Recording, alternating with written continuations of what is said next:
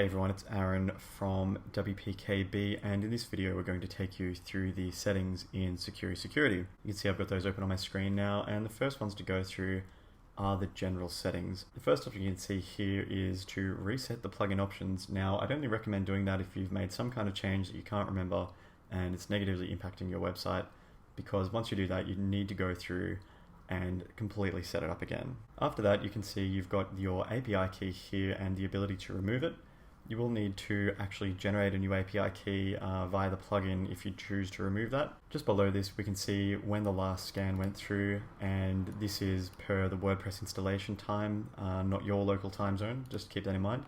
And you can choose to force a scan manually if you'd like, but bearing in mind that the plugin will take care of this every so often anyway. Then we just get down to some of the notification and alert settings. So you can see at the moment events are going to be sent to this particular email address. You can change that by putting in another email address there and clicking on change.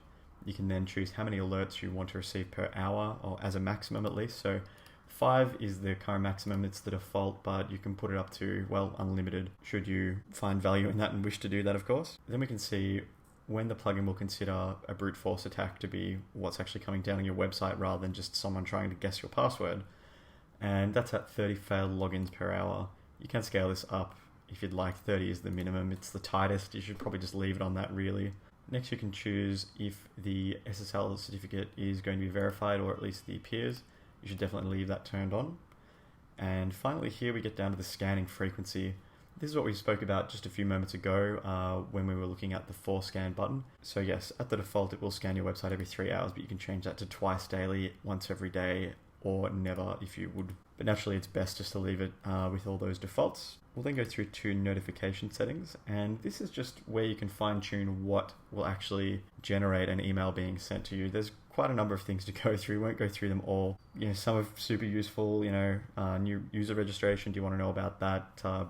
Brute force attacks, when your website's updated, and so on. But you can also choose to find out when widgets are added, deleted, when there's plugin changes, plugins are turned on, turned off, and so on. It's pretty cool. You can do a lot of customization there of what you're actually getting.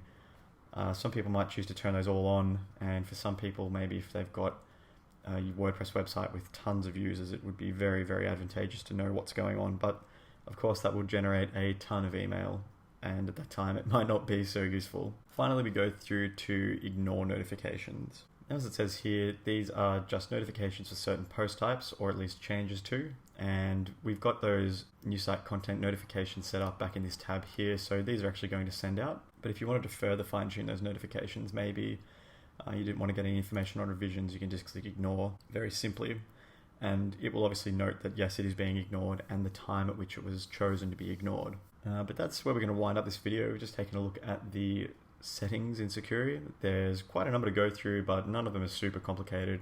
It's really about how often your site's getting scanned, what are you getting notified about, and so on. If you have any questions about what we've done, please feel free to ask in the comments below. And of course, if you've enjoyed this video, hit subscribe for more like it.